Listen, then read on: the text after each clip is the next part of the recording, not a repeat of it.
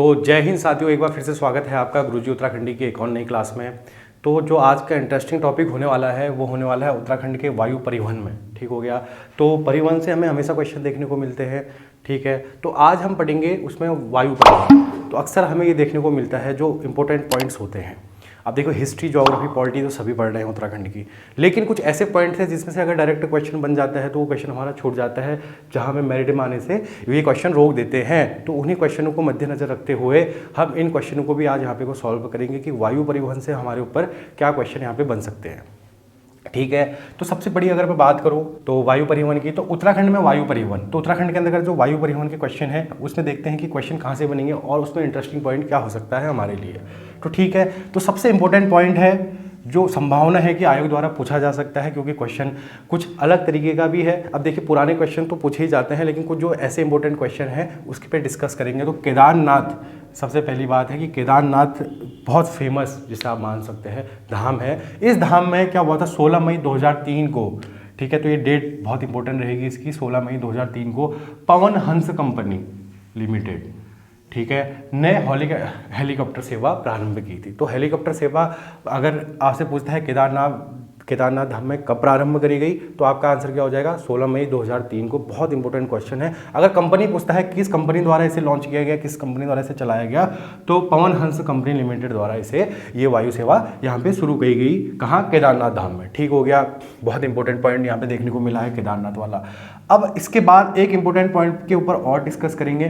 तो देखते हैं कि आयोग द्वारा इसमें से किस तरीके से क्वेश्चन बनेगा। तो 2018, तो ये डेट देख लीजिएगा, तो 2018 में जैव ईंधन से उड़ने वाला पहला विमान स्पाइस जेट Q400, ठीक हो गया। तो स्पाइस जेट Q400 ये उस विमान का नाम है। तो ये कहाँ से, ये सेवा कहाँ से कहाँ तक चली थी अगर आपसे पूछता है, तो देहरादून से दिल्ली। ठीक है, तो उत्तराखंड का संबंध है देहरादून, तो देहरादून से कहाँ, दिल्ली तक। ये जैव ईंधन, इसमें मुख्य पॉइंट आपका क्या बनेगा, जैव ईंधन से चलने वाला पहला विमान।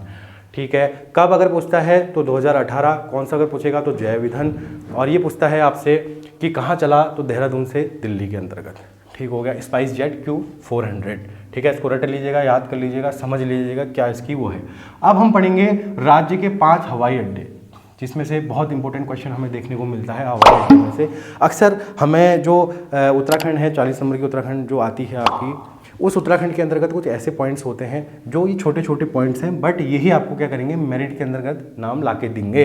तो अब हम अगर बात करें तो जो ये 5 हवाई अड्डे हैं उत्तराखंड के अंतर्गत, इनमें कौन सा हवाई अड्डा है और कौन सा हवाई अड्डा कहाँ स्थित है। तो दून जॉली ग्रांट, तो सबसे पहली बात है कि इस जो दून जो सेवा है आपकी, वो क्या है, किस नाम से, जॉली ग्रांट करके यहाँ पे को जो हवाई सेवा है वो अगर आपसे पूछता है कहाँ चलती है या हवाई अड्डा कहाँ है पूछता है, तो आपका क्या आंसर हो जाएगा, दून, यानी कि देहरादून। तो देहरादून इसका आंसर हो जाएगा, दून जॉली ग्रांट का। अब थोड़ा सा इसका मुख्य पॉइंट हमको देख लेते हैं, क्योंकि सबसे पुराना है। तो अब इसमें क्या इंपॉर्टेंट क्वेश्चन आपके यहाँ पर से पूछ सकता है, और इस दून वाले हवाई अड्डे से तो हम देखेंगे इसका जो प्रारंभ हुआ था, शुरू हुआ था ये, तो 1974 के समय में इसे शुरू किया गया।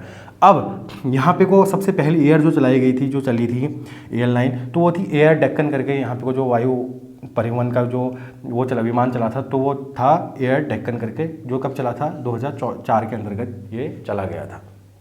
तो 2004 कहाँ से कहाँ तक चला था अगर आपसे पूछता है, तो देहरादून से दिल्ली। ठीक है, क्योंकि देहरादून से दिल्ली ही चलेगा, आप सभी को पता ही है। ठीक हो गया, तो एयर डेक्कन करके ये 2004 में आपका चला था, देहरादून से दिल्ली तक का। उसके बाद अब एयर इंडिया का सभी को पता है, जितने भी इसमें वायु परिवहन के अंतर्गत जो क्वेश्चन बनते हैं हमारे एयर इंडिया से ही बनते हैं। तो एयर इंडिया का जो यहाँ पे कोई शुरुआत हुई थी, वो जो कब हुई थी, तो पूछेगा आपसे 2010 के अंतर्गत इसकी शुरुआत हुई थी। तो दिल्ली से लेकर देहरादून तक इसे उस समय ये वायु सेवा शुरू की गई थी, यानी कि चलाई गई थी। ठीक है, समझ चुके होंगे। तो इसमें अगर इंपॉर्टेंट अगर मैं क्वेश्चन की बात करूँ तो कहाँ है पूछेगा, तो आप सीधे से आंसर दे सकते हैं, देहरादून के अंतर्गत। अगर बात करेगा इसकी स्थापना कब हुई इस हवाई अड्डे की, तो 1974 में इसकी स्थापना हुई थी, जो जिसमें पहला विमान जो एयर डेक्कन के उससे चला था 2004 में, देहरादून से दिल्ली तक के लिए। उसके बाद एयर इंडिया ने अपनी सेवा कब प्रारंभ करी, आपसे अगर ये क्वेश्चन पूछता है एयर इंडिया का, क्योंकि एयर इंडिया आप सभी को पता है ऑलरेडी इंडिया की अपनी वो है, तो ये कब चला था, 2010 के अंतर्गत, दिल्ली से देहरादून के अंतर्गत। समझ चुके होंगे, बेसिक से पॉइंट है, बहुत इंपॉर्टेंट पॉइंट है। लेकिन अब अगर हम बात करें तो इसको हम देख लेते हैं, पहला, दूसरा, तीसरा, चौथा और ये 5वां।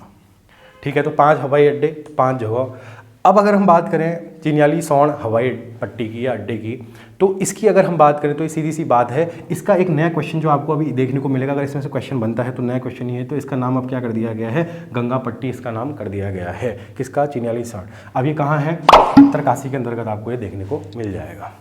ठीक है, अब उसके बाद अगर हम गोचर हवाई पट्टी की बात करें तो गोचर आपको पता ही है कहाँ पड़ता है, कौन से डिस्ट्रिक्ट में, तो चमोली के अंतर्गत ये आपका हवाई अड्डा स्थित है। नैनी सैनी हवाई पट्टी की बात करेगा, ऑलरेडी आयोग द्वारा नैनी सैनी हवाई पट्टी का वाला क्वेश्चन ऑलरेडी आयोग द्वारा पूछा गया है। तो ये कहाँ है, अगर आपसे पूछेगा तो कहाँ हो जाएगा, पिथौरागढ़ में।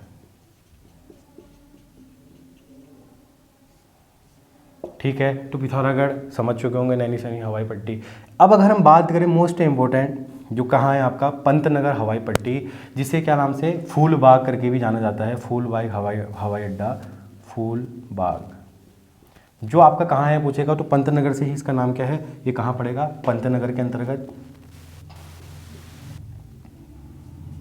और इस पंतनगर के अंतर्गत ये हवाई पट्टा पड़ेगा, अड्डा पड़ेगा आपका हवाई पट्टी फूलबाग, जो कौन से डिस्ट्रिक्ट के अंतर्गत आता है, पंतनगर पूछेगा तो उधम सिंह नगर। ठीक हो गया, यूएसएन के अंतर्गत ये डिस्ट्रिक्ट आपका आता है। ठीक है, तो गोविंद बल्लभ पंत करके जो हुए थे उन्हीं के नाम पे इसका नाम पंतनगर रखा गया, आप सभी को पता ही होगा। तो ठीक है दोस्तों, जो वायु परिवहन से रिलेटेड जितने भी इंपॉर्टेंट पॉइंट थे वो हमने आपको यहाँ पे कवर करा दिए हैं। अगर इससे रिलेटेड कोई और क्वेश्चन हमें मिलते हैं तो हम आपको अगली वीडियो के माध्यम से देंगे। और साथ ही ये कहना चाहूँगा कि आपको इस वाले इसमें कोई भी अगर डाउट आता है इस वीडियो के अंतर्गत, कोई भी टॉपिक के ऊपर कोई डाउट है तो आप कमेंट के माध्यम के बॉक्स से हमसे पूछ सकते हैं। तो ठीक हो गया दोस्तों, अपनी तैयारी को यूँ ही बरकरार रखिए, कुछ ही समय बचा है अब एग्ज़ाम होने के लिए, और अब एग्ज़ाम में अपनी मेहनत को करते रहिए। पटवारी का एग्ज़ाम आपके सामने है, तो इन संभावना है कि इन जो आगामी एग्ज़ाम है इनमें इसमें से क्वेश्चन पूछ सकता है। तो ठीक है, तब तक के लिए मिलते हैं नेक्स्ट वीडियो में, तब तक के लिए थैंक यू।